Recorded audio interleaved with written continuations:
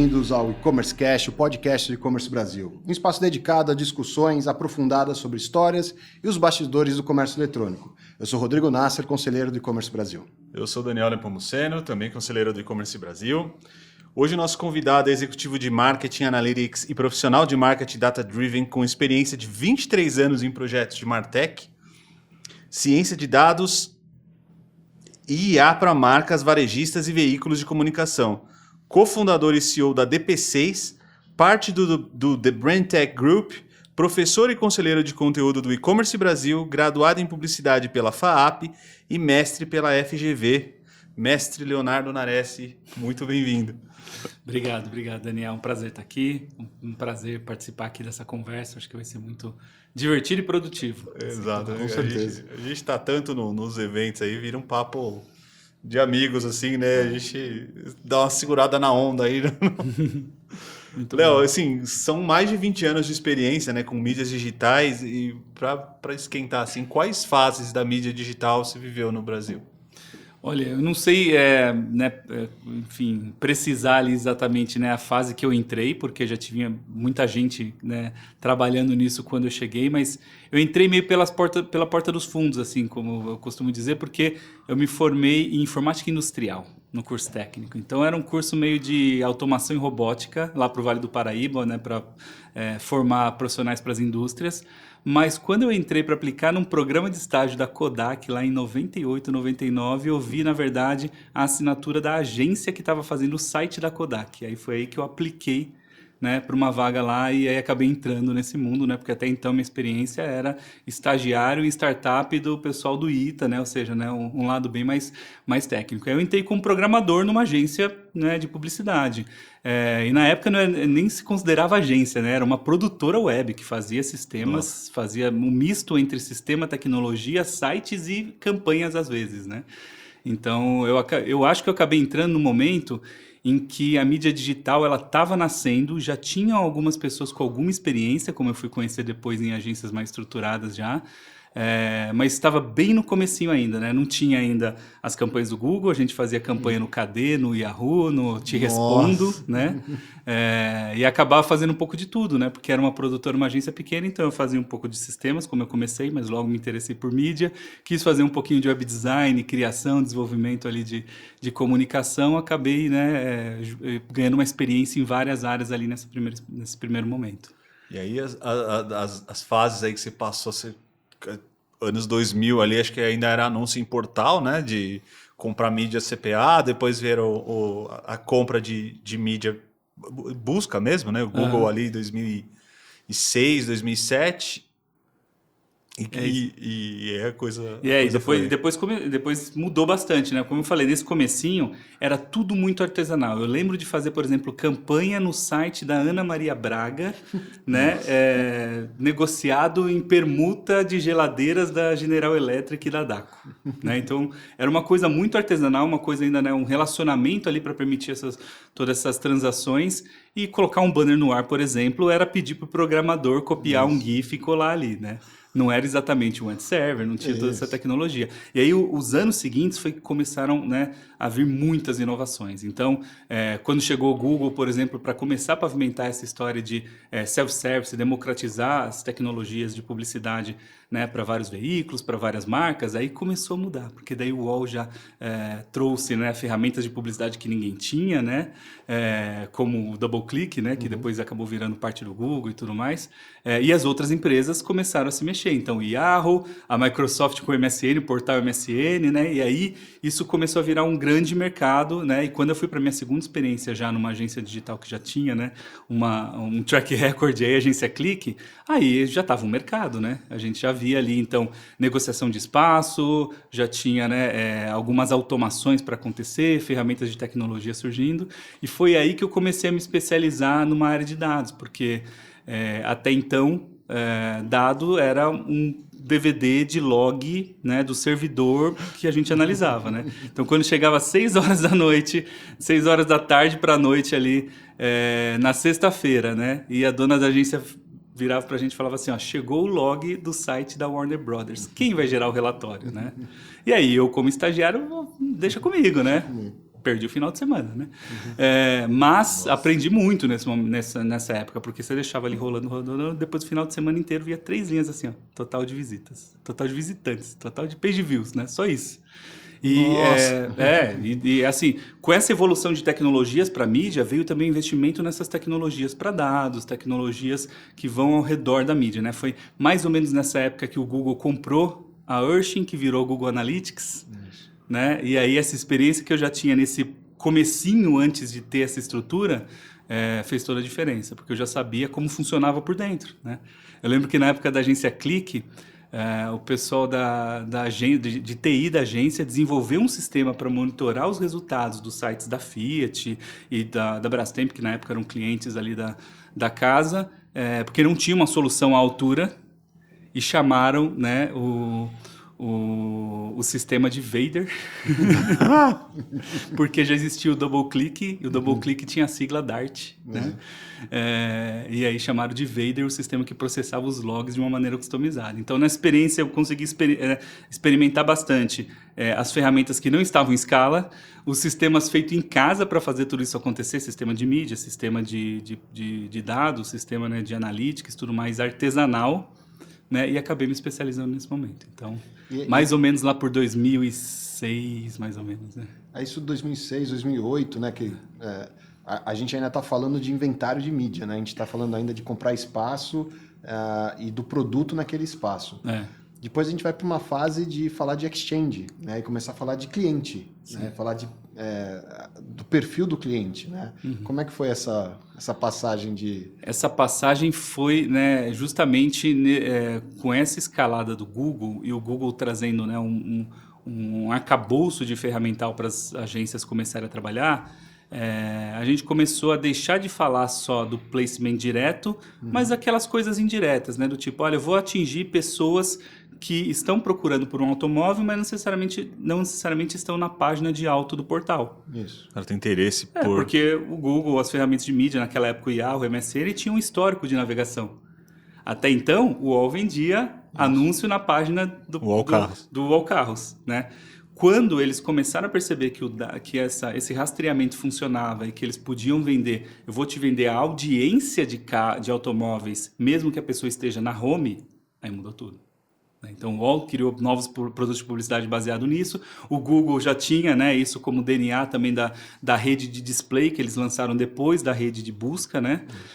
E aí começou aquela sementinha do programático. E aí, quando entra o programático, né, que é essa conexão automática entre as redes de publicidade, aí vira essa troca. E as SSPs trabalhando nesse ecossistema, né? As DSPs responsáveis pela demanda, né? Ou seja, os anunciantes ali procurando espaços para colocar a publicidade, e as SSPs responsáveis pelo fornecimento ali de espaço, né? O supply side do lado dos veículos. E quando juntou essa fome com a vontade de comer dos dois lados, né? Foi que aí ganhou a escala que, né, todo o mercado estava procurando. Então, o Google foi um modelo, né, para todo mundo começar a criar suas tecnologias de automação, e depois que criaram, virou um mercado mesmo, e aí ganhou toda essa escala que a gente já conhece hoje. Né? E Nares, nesse processo, né, a gente depois teve social, aí veio o mobile para atrapalhar a gente na navegação, a gente tentar identificar a navegação única, tudo, mas nesse processo e conversando tanto com o veículo, conversando com o cliente, o que você percebeu de paradigma que tinha, que foi caindo ao longo do tempo? Ou que preconceitos ou conceitos que você foi vivendo na tua experiência nesse processo e que você viu eles caindo por essas mudanças? Ao longo dessas mudanças de comercialização, né, a gente perdeu muita coisa ao longo do caminho aí né, de certezas que a gente tinha, né? Então, por exemplo, o digital só serve para final de funil, né? Algumas dessas coisas eram certezas que todo mundo falava. Verdades absolutas. Verdades absolutas. Quando eu entrei na faculdade, eu já trabalhava com digital, já tinha alguma informação ali de dentro, e o que eu recebia na faculdade, a informação de professores, né, e de quem estava na academia, na teoria, era de que o digital era uma brincadeira, né? Ninguém fazia um banner de verdade ali, ninguém fazia uma comunicação de verdade, né? E quem que ia investir nisso, né, para quem está realmente procurando, sabe, ali. Então era o finalzinho do funil. E aí, a primeira de todas foi essa verdade começar a cair de, olha, tem gente que só vê sua marca na internet e depois compra, né? Existia um medo muito grande, que isso está muito relacionado com e-commerce, da segurança das transações, né? Nesse primeiro momento, tinha muita fraude. Gente que tinha aqueles famosos gerador de CPF, gerador de cartão de crédito que se proliferavam em tudo que é lugar, e as pessoas faziam compra com um monte de dado falso. É bom para fazer Né? teste, né? Eu usava. Eu usava justamente para validar banco de dados. Ele foi criado para isso. Aí começaram a usar para o mal, né? E aí, então, caiu um pouco, né, dessa percepção de que a internet era um lugar só para fazer venda, final de funil, né, que começou com o e-commerce trazer. E o e-commerce ficou embarreirado ali, né, por um momento, por essa questão de segurança. E foram anos nessa questão de segurança até provar, né? Ficou ali crescendo um pouquinho, crescendo um pouquinho, crescendo um pouquinho. Quando isso começou a destravar com aqueles selos de site seguro, né, certificados proliferando e tudo mais, aí começaram a destravar outras coisas, né? Aí, porque quando a gente vê mais gente transacionando, atrai investimento. Aí atrai investimento de marca patrocinando a home do UOL para colocar o reloginho. Né? Não, eu não quero vender, vou colocar o reloginho. Aquilo vai ficar na cabeça das pessoas. Esse reloginho, depois foi feita uma pesquisa e descobriram que ele aumenta o seu share of voice, ele aumenta o reconhecimento da marca em X%, coisa que você só conseguia antes com televisão. Né?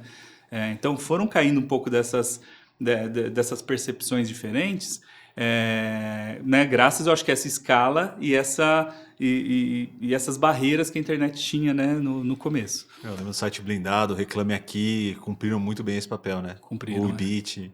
Esses porque... selos todos, todo mundo tinha que ter selo ouro no Ibit, selo diamante, não sei o quê. E olha que antes eu nem acho que era tão inseguro. Hoje eu acho que é muito mais inseguro, pelo tanto de ameaça que tem.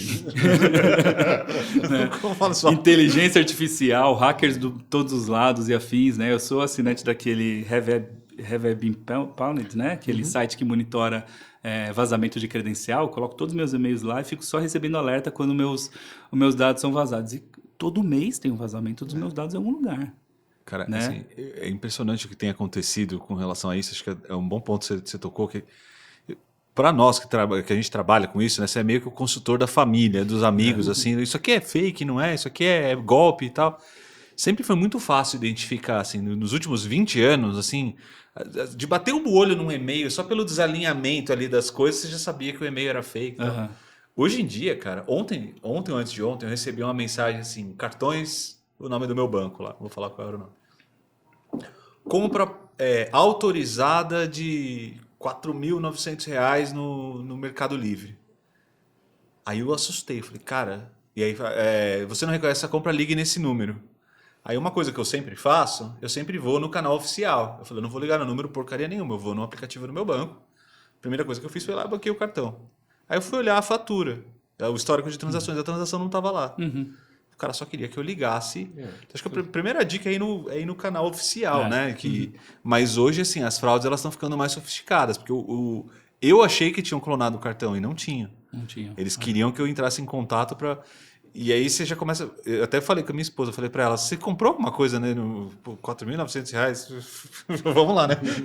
Você comprou alguma coisa no Mercado Livre? Ela falou, não comprei nada. Aí eu mandei a mensagem, ela falou, você tá doido? Eu te avisaria, né, se eu fosse comprar uma coisa desse valor e tal. E assim, você falou desse ponto, é verdade. Hoje é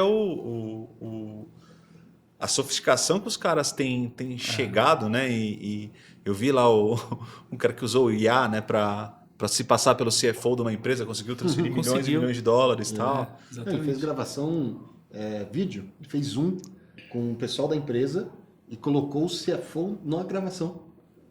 Eu vi, foi esse caso mesmo. Bizarro.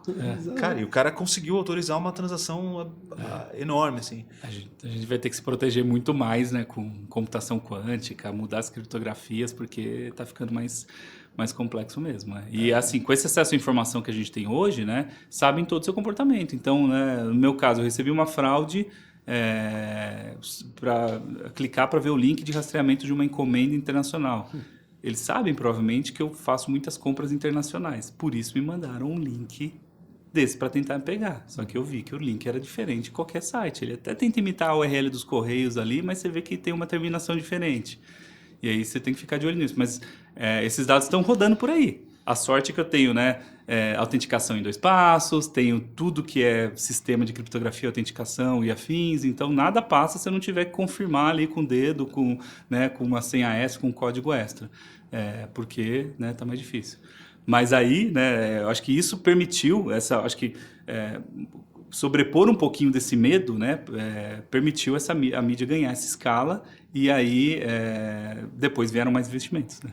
Começaram a adoção em massa, né, de outros dispositivos, né? Depois veio o celular. Celular acho que foi uma rampa gigantesca para a mídia digital, para o varejo, né? Porque dizem que foi o responsável pela inclusão digital no Brasil, né? Os smartphones, os dispositivos móveis. Sem a menor dúvida.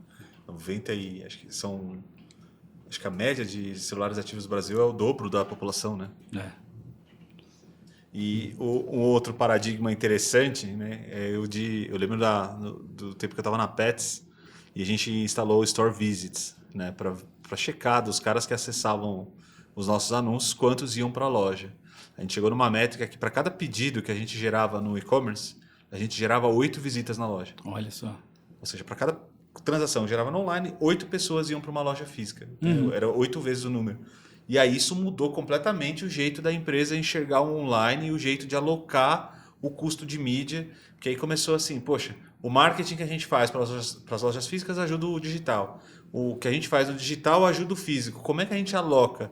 Aí o Sérgio, né, o Zimmermann lá, eu não vou contar como é que a Pets faz, mas ele ficou muito claro para ele naquele momento, assim, eu lembro de ter presenciado de que o jeito de alocar dinheiro tinha que ser diferente. Com certeza. Não dava para, o e-commerce paga todo o marketing digital e o marketing offline paga lá todo o material de PDV e tal. Isso entendeu? não é um mini-channel, né? Exato. Isso é no máximo um cross-channel ali, uma ligação. E eu vi isso também em vários segmentos. Eu vi, por exemplo, no automotivo, né? A gente atendeu algumas automotivas aí durante vários anos e a gente atendeu algumas nessa transição. E naquele momento, quando a gente começou a trabalhar a transformação digital ali, existia essa reatividade do público das concessionárias, os vendedores das concessionárias, em aceitar o lead vindo da internet como qualificado. Sim. Né?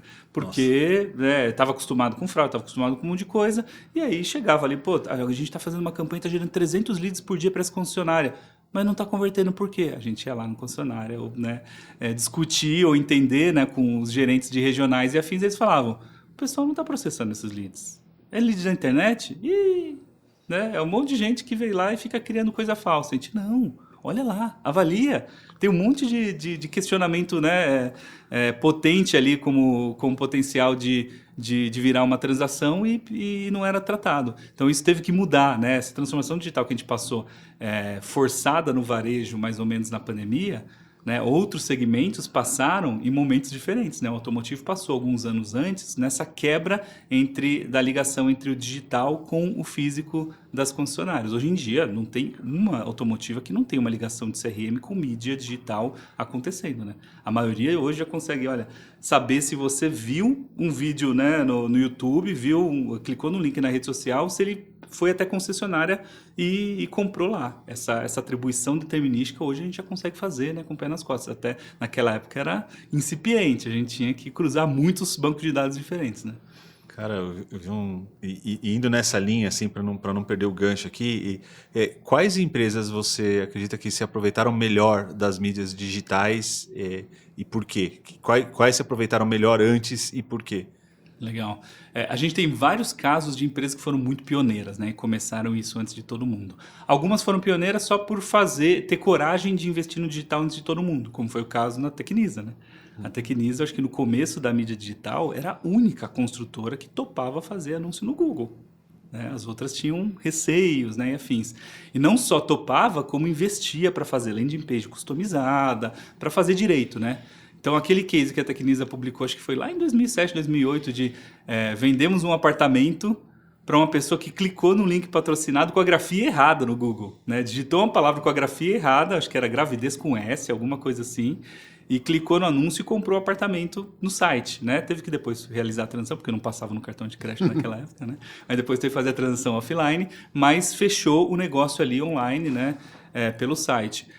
Ou seja, algumas se aproveitaram muito bem. A Tecnisa foi um exemplo dessas pioneiras, né? Outras começaram a explorar possibilidades e aceleraram antes que outras. Foi o caso de Magazine Luiza. Né? Magazine Luiza, quando criou o primeiro laboratório ali, né, de mídia digital / mídia social, né, com Fatala ali, naquele comecinho do Magazine Você, viu que tinha um potencial ali e começou a explorar, né? Talvez não gere tanto negócio agora, vamos explorar isso, vamos investir naquilo. Aquilo começou a ganhar tração e começaram a investir. Então, eles penaram antes de todo mundo em usar um analytics bom para mídia digital, em, né, atribuir o on e o offline e fazer essa relação entre o on e o offline de uma maneira mais avançada. Quando ninguém estava fazendo, eles estavam apanhando para fazer isso. Eles demoraram anos para tirar isso do papel. As empresas que vieram depois fizeram isso mais rápido porque aprenderam com casos como o deles. Mas, né, o pioneirismo deles pagou porque fizeram antes de todo mundo, aprenderam antes de todo mundo, né, e começaram a ganhar também uma aceleração ali de todo mundo. Então, eu tenho várias dessas referências assim que são a Tecnisa lá, depois né, no começo do meio digital, o Magalu nessa escala do varejo online e integrado, né, o Minichannel. A gente tem outros exemplos de empresas que ganharam uma escala absurda fazendo a estrutura para o futuro. Porque agora que a gente está vendo que o digital já passa o investimento da televisão, por exemplo, em mídia no share de investimento publicitário, agora o jogo mudou. Antes, a gente que trabalhava com mídia digital passava abaixo do radar, ninguém reclamava. Agora, nosso orçamento está mais do que, né, a maior parte dos outros investimentos de marketing das empresas.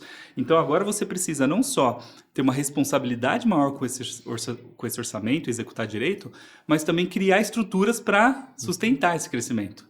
Né? Aí um exemplo que todo mundo vê, né, por aí, que colhe muitos frutos, é o Mercado Livre, porque eles transformaram a estrutura da empresa para ganhar, para conseguir sustentar essa escala.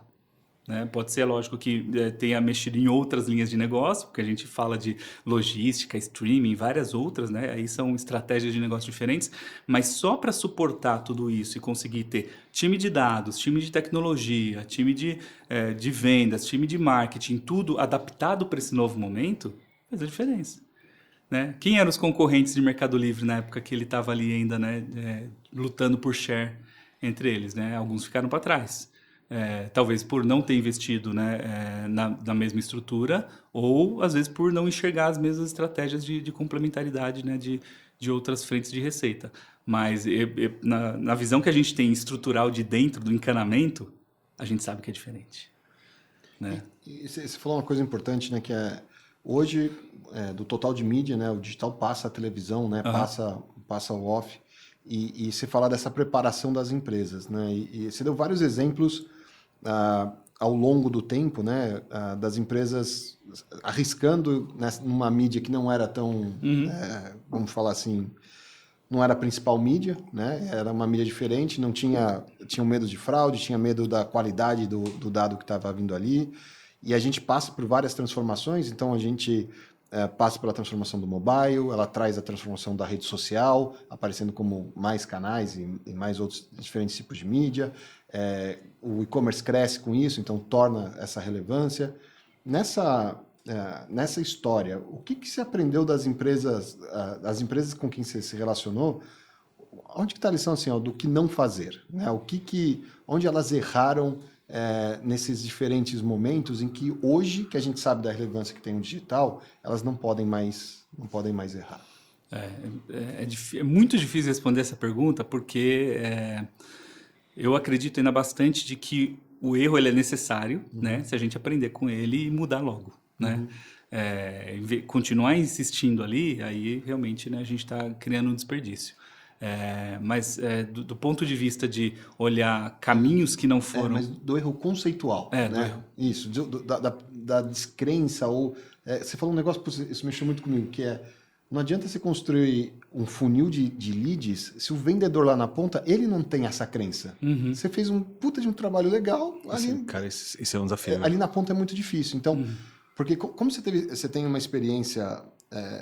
muito grande durante muitos anos de diferentes tipos de empresa, o que eu estou querendo provocar na tua cabeça é procurar conceitos que você tem encontrado que se repetiram ao longo do tempo, Tá. que não é a pessoa de testar e errar, mas sim da pessoa falar, cara, essa crença estava errada. Você não pode, como empresa, ainda mais hoje, que já passou, que já se provou, não estamos mais falando de early adopter hoje em mídia digital. A gente está falando de Mend, é anormal, né?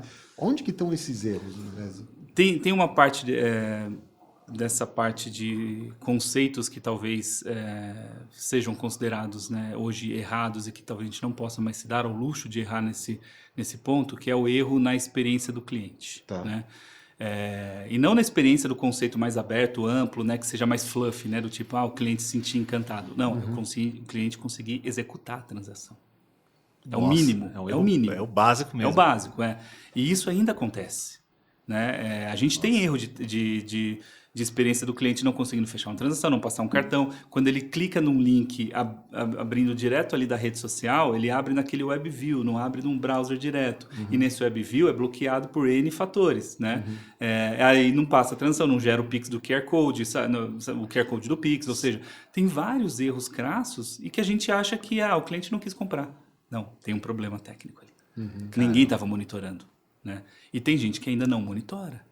Monitorar erros, né? Deveria ser básico, assim, apontar um alerta. A pessoa apareceu um pop-up de erro na tela do cliente. Deveria ter um dashboard com quantos erros apareceram para o cliente hoje. Por mais que a mídia digital já seja mais de 50% da mídia total, a operação digital do cara não é tratada da mesma forma. É isso aí. E se a gente levantar aqui, né, com todo mundo, até perguntar para a audiência, a gente vai ver que todo mundo tem algum problema para fechar alguma transação, seja no e-commerce, no banco, na telecom e afins. Dá erro no aplicativo, dá erro em vários lugares. No cadastro. E a gente já passou por casos como...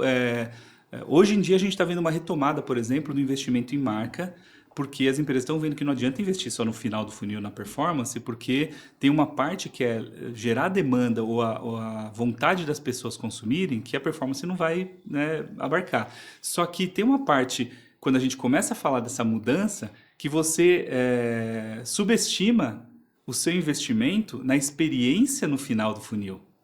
Então, você pode investir lá no começo do funil como principal estratégia, mas tem um pedaço ali do final do funil que geralmente você deixa junto, atrelado mesmo a verba ali, né, de mídia de performance com a construção de landing page, por exemplo, ou com as transações ali, que você não pode deixar de investir. Se você investir mais em brand, você tem que reforçar ali também, né? Porque senão você está trazendo mais gente para o funil e ele não está sendo eficiente, você está perdendo, e esse efeito do funil ele é multiplicativo, né? Ou seja, ele acaba em alguns casos levando para uma exponencial. Se você acaba perdendo muito em cada uma dessas etapas e no final é mais crítico porque essas pessoas estão quase lá, você perde muita receita. Né? Você recuperar metade das pessoas que passaram por erros no seu final de funil é você recuperar quase metade do seu investimento lá no começo do funil. E lá no começo do funil é muito dinheiro, né? Então, acho que essa é uma parte que ainda não está totalmente resolvida no mercado e as empresas que passaram por isso, não dando essa importância, sofreram, né?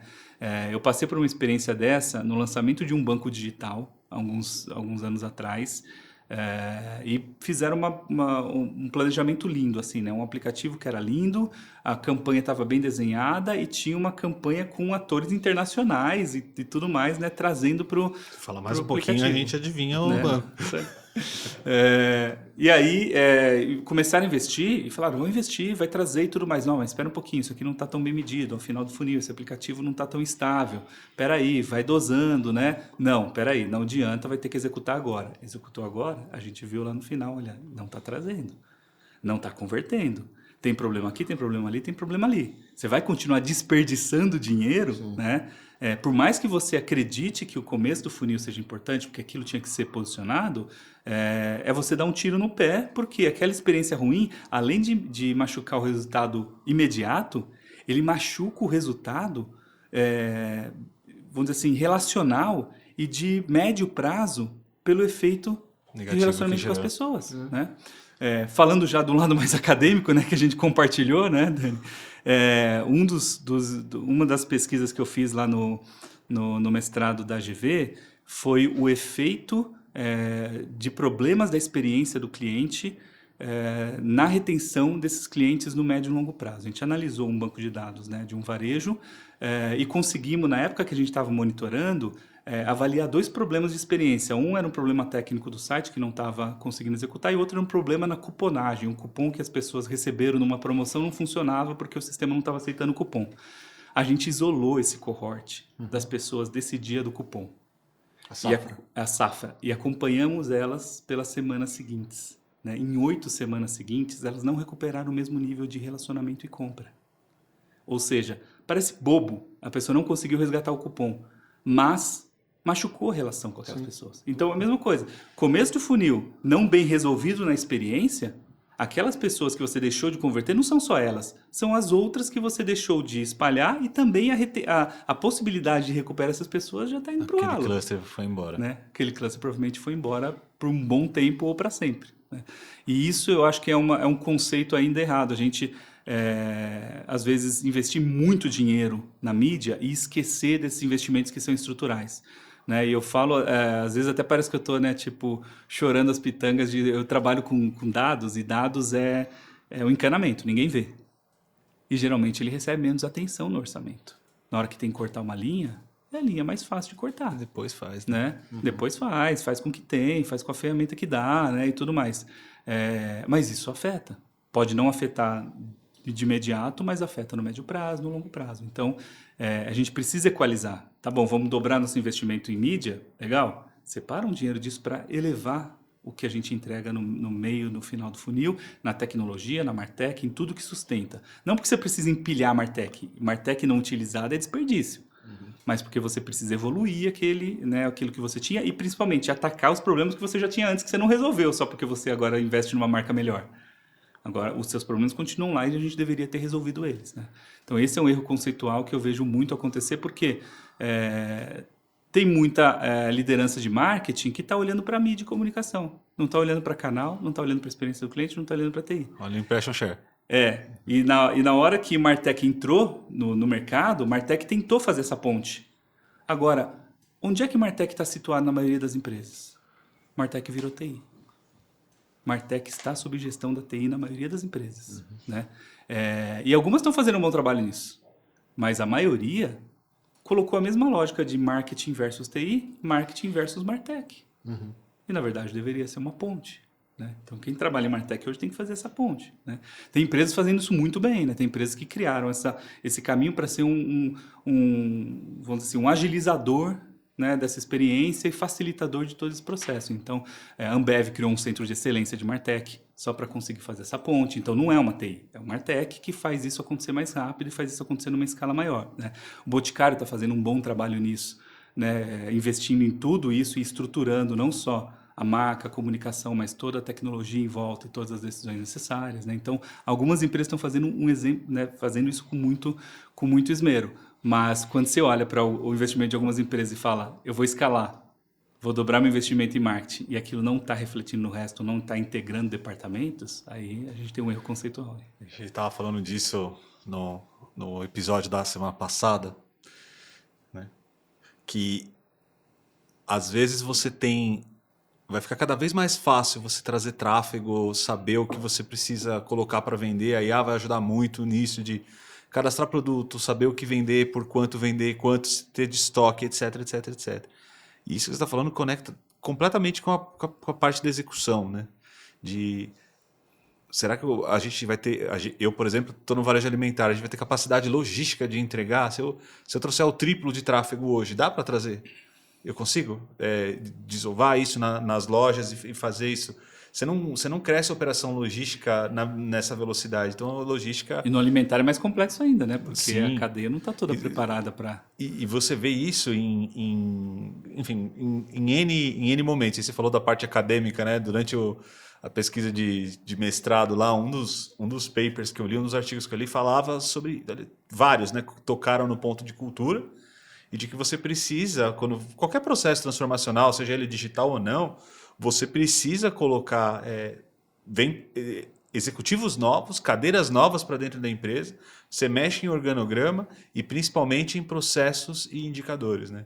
O Márcio Curunhan estava no episódio da semana passada, Ele falou que um avião não voa sem dashboard. Eu acho que é uma frase assim que resume bem o que você precisa ter, de mensurar. A tecnologia não é porque fazer venda por WhatsApp, né? A gente colocou lá na empresa venda por WhatsApp.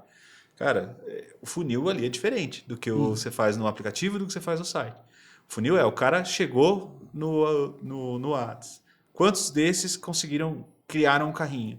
Quantos concluíram a compra do carrinho para o final? É um modelo diferente de medir. E se não, quem é o bench? E se não está acontecendo, por que não está acontecendo? Né? Então, enfim, é triste ouvir isso. Isso responde um pouco da próxima pergunta aqui, que é a atual onda da mídia, né? A gente teve algumas, né? Portais, buscadores, redes sociais e agora chega no retail media. Eu falo muito isso para os nossos fornecedores. Falo assim, cara, assim, o retail media ele tem umas vantagens que o consumidor, o cara que está dentro de um site, de um varejista, dentro de um site de supermercado, pesquisando um produto, ele está ali no momento mais quente, né, da decisão dele de comprar. O cara está pesquisando arroz no Google, talvez ele esteja atrás de uma receita para fazer arroz. Você já sabe, né, sabe o que ele quer, né? Agora, quando o cara pesquisa arroz dentro do buscador de um varejista, ele quer comprar o produto, né?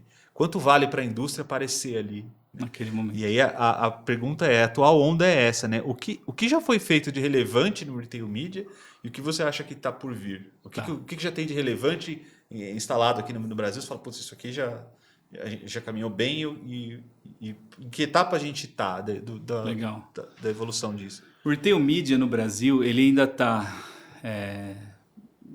numa posição aquém do que a gente já viu em alguns mercados em matéria de share de investimento, de evolução, né? Como a gente vê no mercado chinês, no americano, que provavelmente aproveitaram essa onda um pouco antes. No chinês, pela digitalização do varejo antes de todo mundo e a digitalização dos meios financeiros também, né? dos meios de pagamento financeiros e tudo mais. E os Estados Unidos pela escala que eles têm, né, em mídia e comunicação e pela concentração em torno de um player só de varejo, ou seja, isso facilitou para eles de uma forma muito estrutural levar isso para o mercado, né? Porque isso começou de 2010, começou um pouquinho antes lá também. No Brasil, a gente está começando a ganhar essa maturidade, né?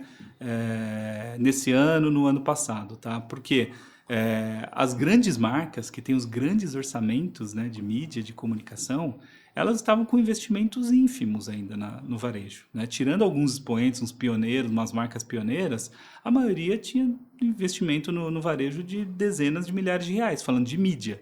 Já tinha uma grande negociação em trade, mas não em mídia. E trade é negociação de margem, produto, desconto, preço, outras coisas. Comercial né? e o time de marketing. Time de comercial. Material do PDV, o backlight lá na loja, isso é um outro... Cadeira de gôndola. Exato, essa é outra caixinha de... Tem um overlap aí que a gente vai precisar trabalhar, né? Sim. Mas começou a ganhar essa estrutura agora porque alguns varejistas deram um passo na frente e falaram, também quero ter uma solução, tem um diferencial e vamos lá, né? Temos uma posição melhor até do que concorrentes estrangeiros aqui e vamos, né, colocar isso aqui de pé.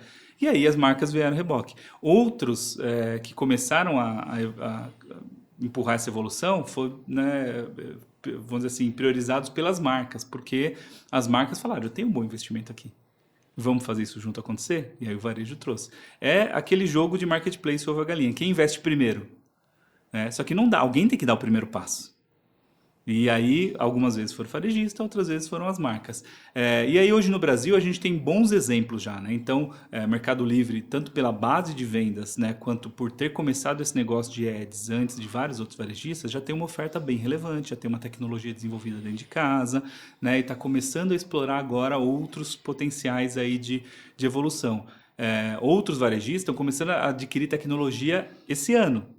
Até porque não existiam essas tecnologias no ano passado. Né? Existiam pilotos, startups, né, e alguns outros fornecedores. Então, esse ano estão começando a investir e estruturar para a gente chegar lá. Só que nesse ano que a maioria das marcas está incrementando o seu investimento em retail media, hoje está batendo aí 8%, segundo, né, os estudos do IAB, e deve dobrar até 2028. Só que esse investimento que a gente está hoje, ele está atacando as principais linhas, né? A linha de produtos patrocinados, né? A linha de display, mas ainda está ali, olha, fazendo a campanha padrão, né, otimizando pelo jeito padrão.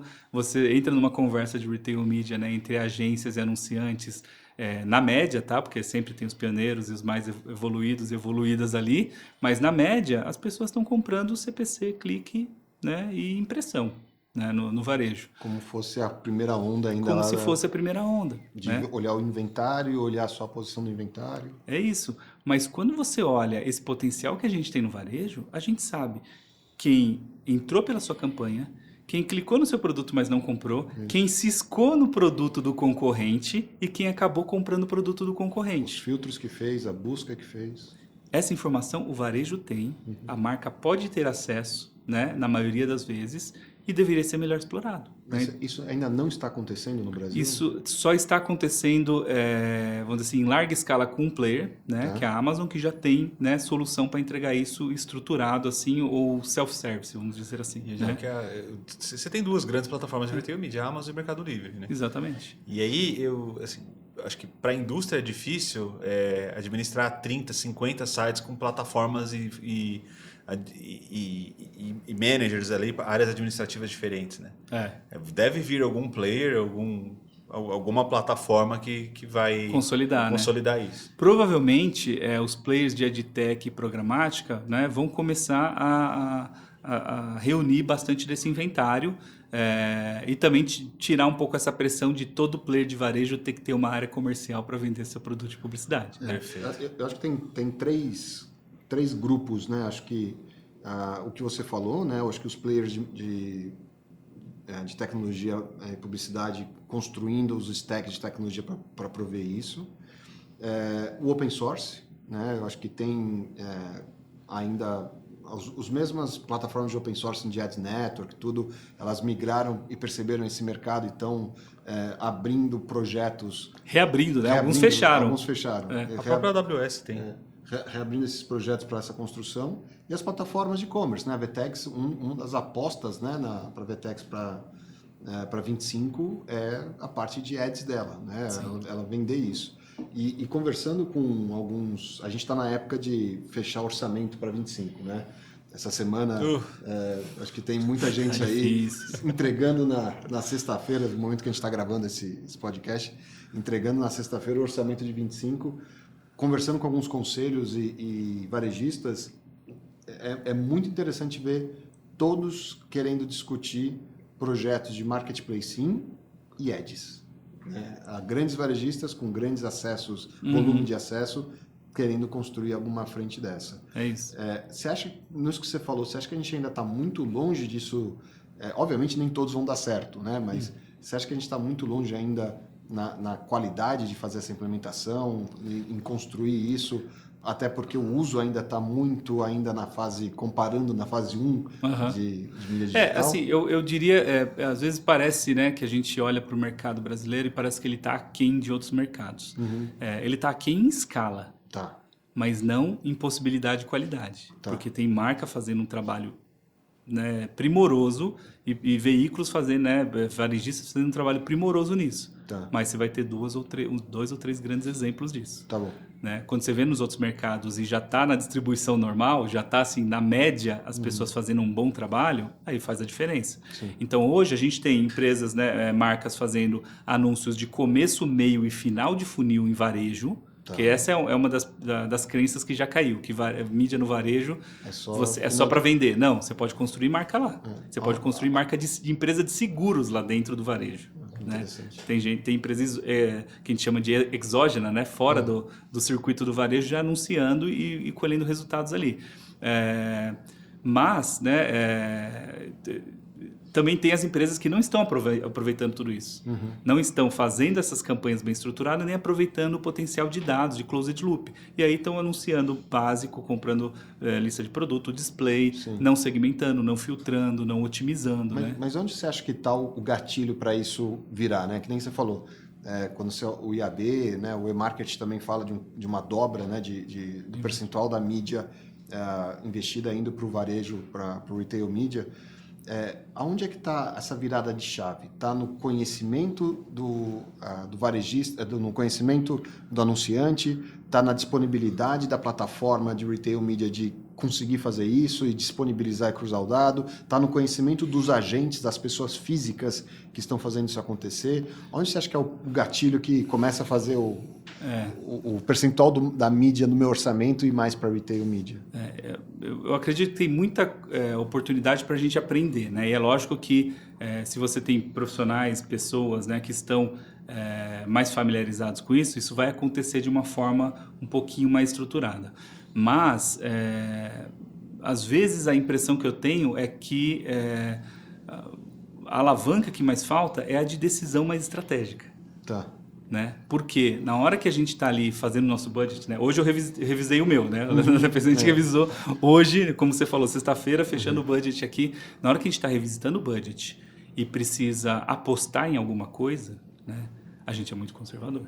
Isso, então, e aí você acha que talvez a pessoa ou pessoas que tomam essa decisão, elas ainda estão muito conservadoras com o conceito do retail media?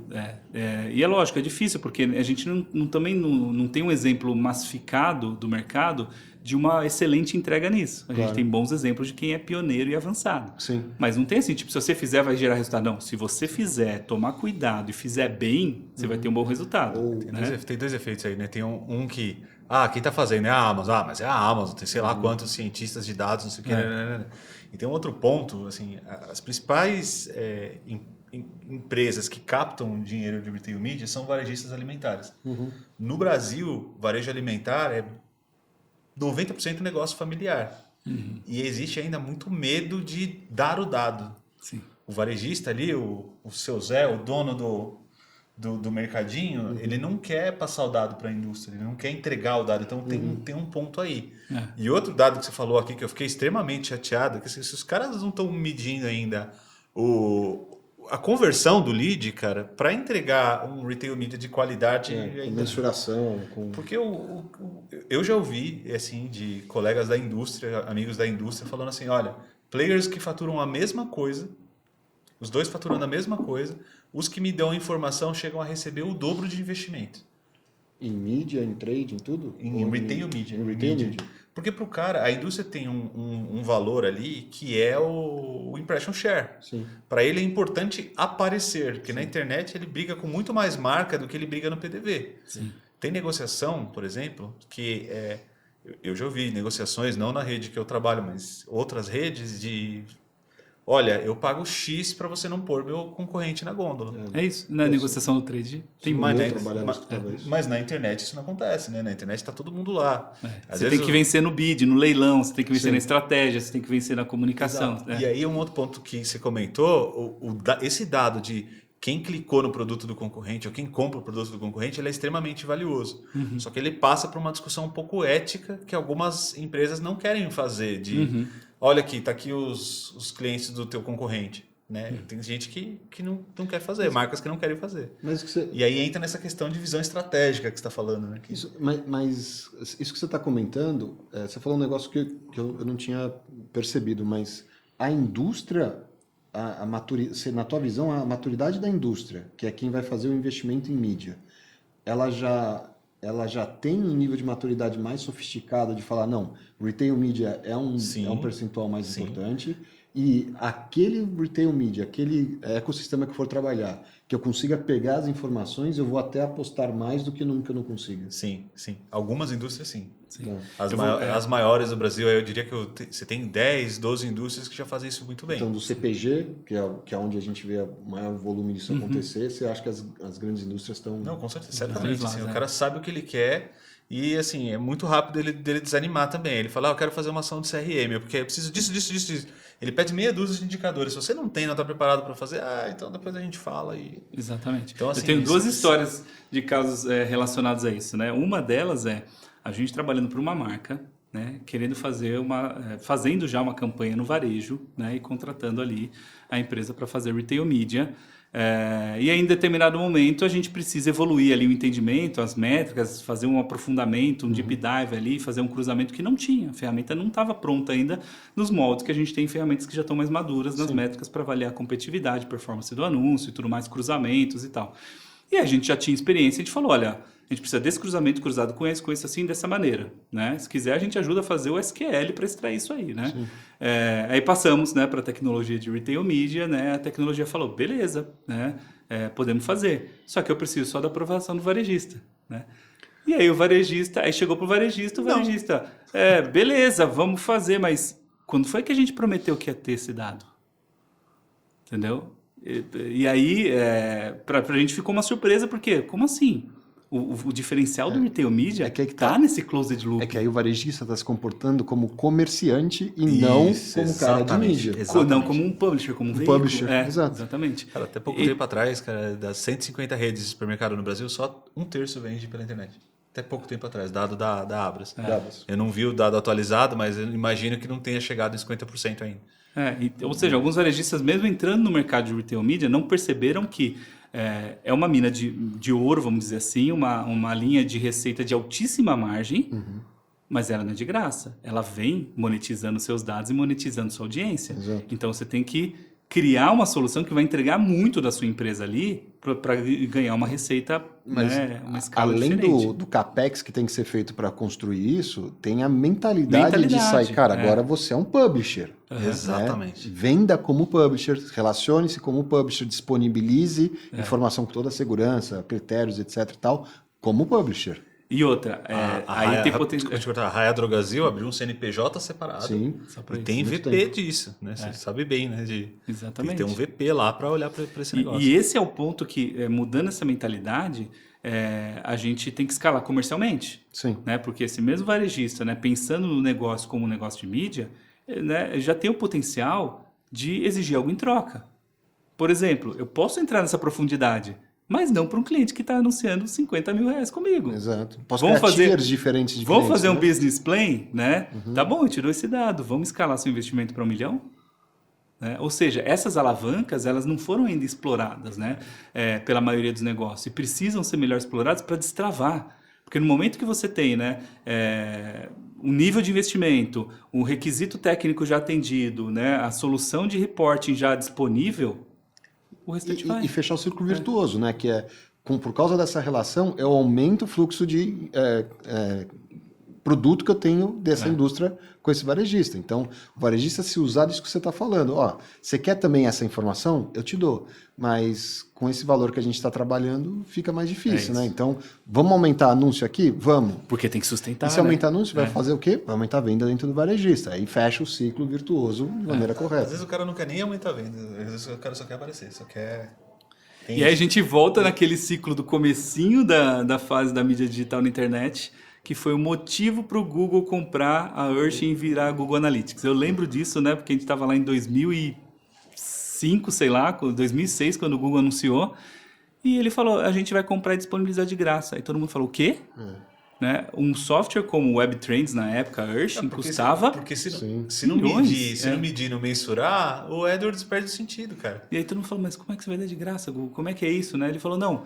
A gente tomar. vai fornecer para criar infraestrutura para as empresas para que elas possam aprender e evoluir e investir mais na minha mídia, né? Tomara que a ferramenta de retail media dele seja de graça também, né?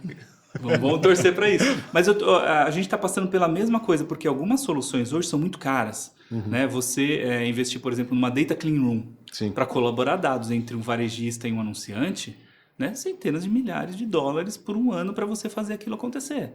Né? Tem um valor? Tem. Não é? Então não dá para dizer se é caro ou barato. Né? Ele vamos dizer assim, dispendioso em custo. Mas, e retorna. Né? O ROI retorna em todos os projetos que eu já participei, ele retorna. O problema para sustentar isso, você precisa mudar essas alavancas e modelos de pensamento. Porque se você falar, eu vou sustentar essa data clean room só com o que eu faço hoje, não vai cair, não vai fechar a conta. Mas se eu sustentar isso com um business plan, com um JBP, com uma negociação avançada... Cara, e mais do que isso, assim, isso é provado na história da tecnologia. Todas as tecnologias novas que aparecem assim, elas aparecem mais caras, mas depois ela vai diminuir. Então o ROI desse projeto que você está trabalhando, ele vai aparecer. Então você vai ter uma TIR, na verdade, né? Uma taxa de retorno nesse investimento, ela vai aparecer depois. Né? O caso mesmo da Raia Drogasil. A Raia, ela não tinha Data Clean Room, nessa época não existia isso quando ela começou, ela contratou uma empresa terceira, conhecida de mercado de dados, para ser broker, um né? broker, Intermediário de intermediário, que ela fala assim, não sou eu que estou mexendo no dado, é esta empresa terceira de estatística e analítica Isenta, do mercado, né? isenta, que vai fazer. Ela vai pegar o meu dado, o seu, e vai juntar e vai fazer isso aqui acontecer, né? Cara, isso é caro pra caramba. Só que ela entendia que esse modelo ia funcionar.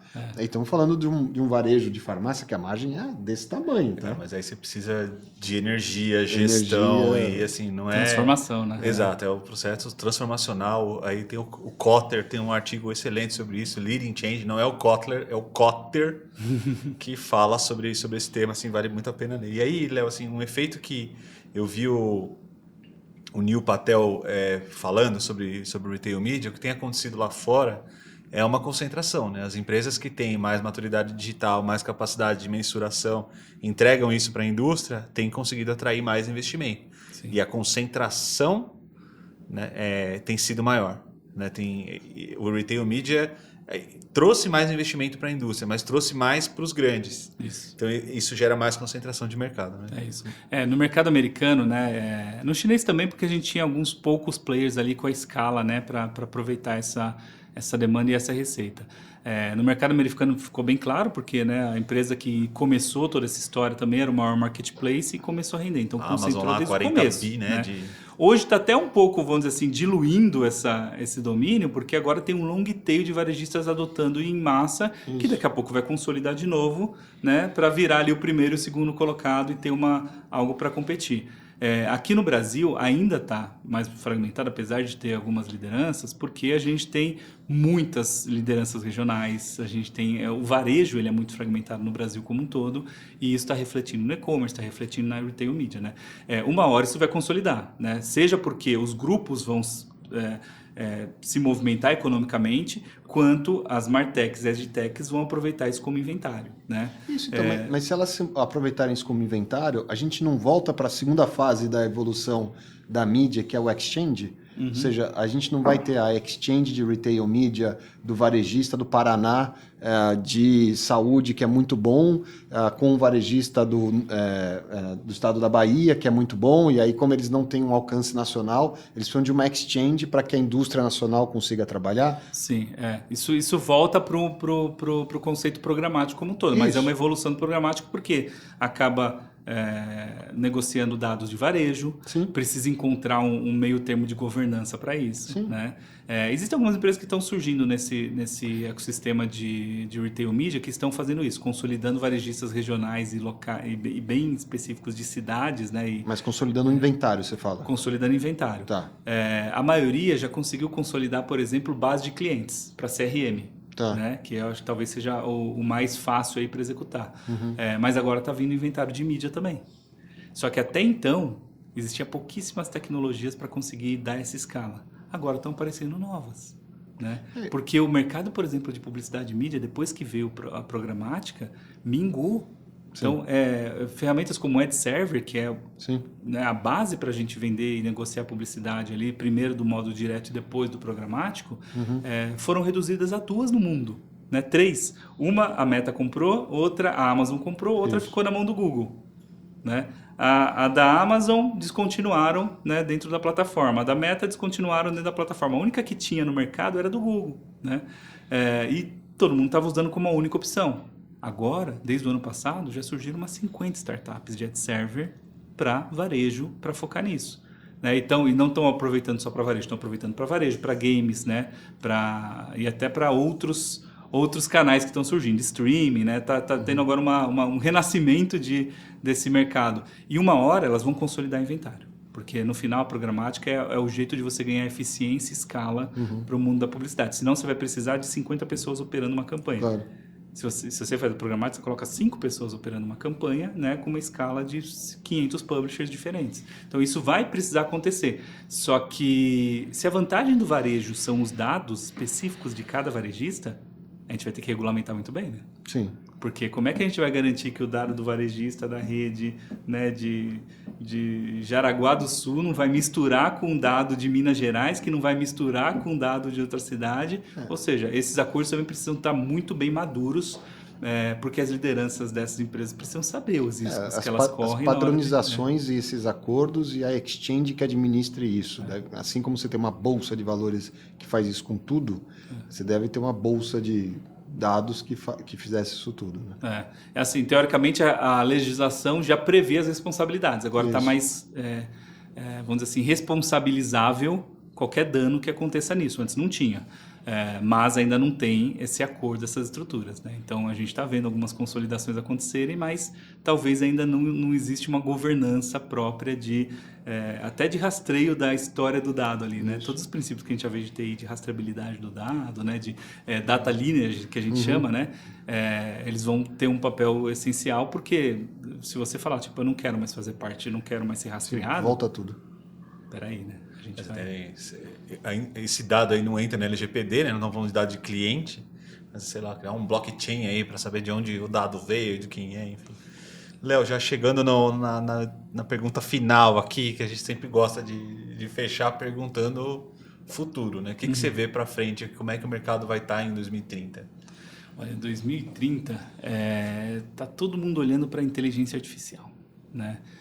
Não à toa, porque ela causa esse susto na gente, né? Porque ela parece humano, parece, né, pessoas e parece que tem, né, algo ali inteligente. A gente sabe que na verdade não é inteligência, é automação, né? A máquina está programada para juntar palavras mais frequentes, né, atrás da outra, como a gente vê no exemplo do ChatGPT. Em imagem é a mesma coisa, junta elementos visuais mais frequentes de acordo com a sua instrução. Só que agora o que a gente deve começar a sentir o impacto, e a gente não sabe ainda se vai ser um impacto gradual, provavelmente não, né? Dizem que vai ser um impacto mais de, olha, não estou vendo, pum, chegou, né? Foi, né? Já passou, porque é uma escala, né, sem precedentes. Quando a gente começa a colocar o princípio da inteligência artificial, é agir inteligentemente. Agora a gente já tem sistemas que conseguem tratar imagem, tratar texto, criar isso, criar aquilo. Na hora que você começa a orquestrar isso, aí você começa a criar essa arquitetura de agentes, né? Que é um dos conceitos aí para essa evolução de inteligência artificial. E esses agentes, em conjunto, fazem muita coisa, né? Então, um agente que consolida informação, outro que produz conteúdo, outro que produz imagem, outro que gerencia a rentabilidade. Você começa a criar uma empresa. Né? Quando a gente viu vamos dizer assim, o levante do blockchain, né, e das criptomoedas, surgiram novos conceitos para organização e descentralização das decisões de empresas, né, as DAOs e afins. Isso é um modelo quase que, vamos dizer assim, jurídico, né, processual de como as coisas têm que acontecer. Agora, imagina isso com agentes virtuais que vão tomar decisões para executar esses procedimentos. Aí muda muita coisa, né? Aí muda, vamos dizer assim, quem vai mexer em cada coisa nas empresas, no varejo, né? Quem vai selecionar produto, quem vai filtrar isso, quem vai executar campanha no marketing. Então, os agentes hoje podem executar muita coisa. Eles precisam de acompanhamento humano? Precisam, né? Até um certo momento, até serem treinados o suficiente para fazer coisas que a gente tá fazendo. Hoje eu participei de uma reunião do Comitê de Inteligência Artificial do IAB, e uma das empresas que apresentou lá era sobre... Tem um trabalho sobre pesquisa com dados sintéticos. Né?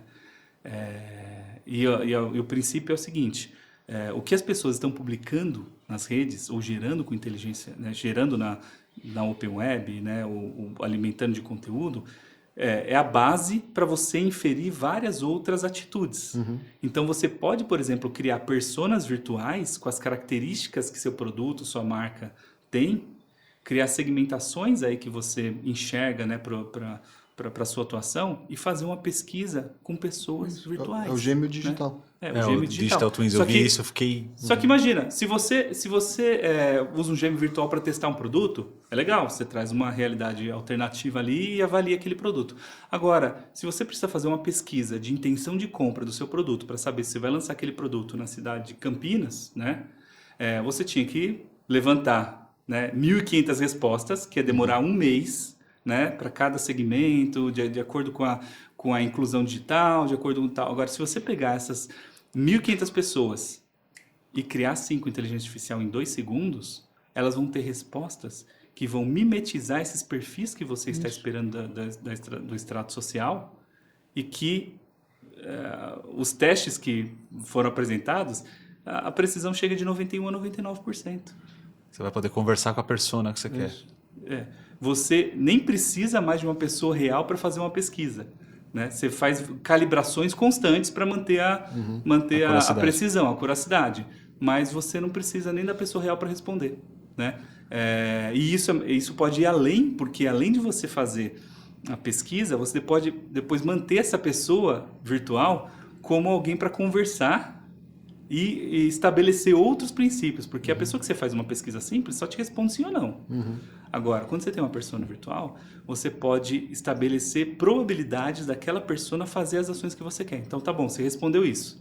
Agora eu vou jogar essas 1.500 pessoas numa simulação aqui. Se eu jogar elas nesse produto, naquele outro, como é que elas vão reagir?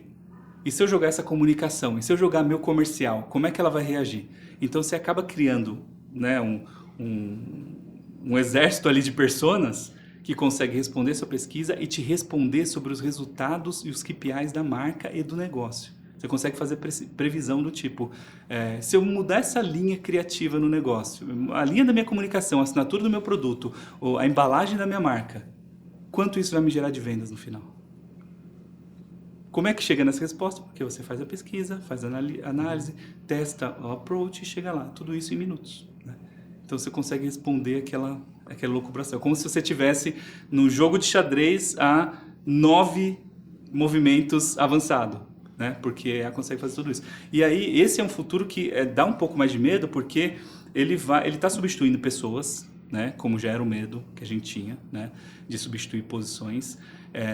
E ele está mudando como as decisões são tomadas, com mais autonomia para as máquinas, menos com necessidade de controle humano e humano no loop ali para gerenciar tudo isso.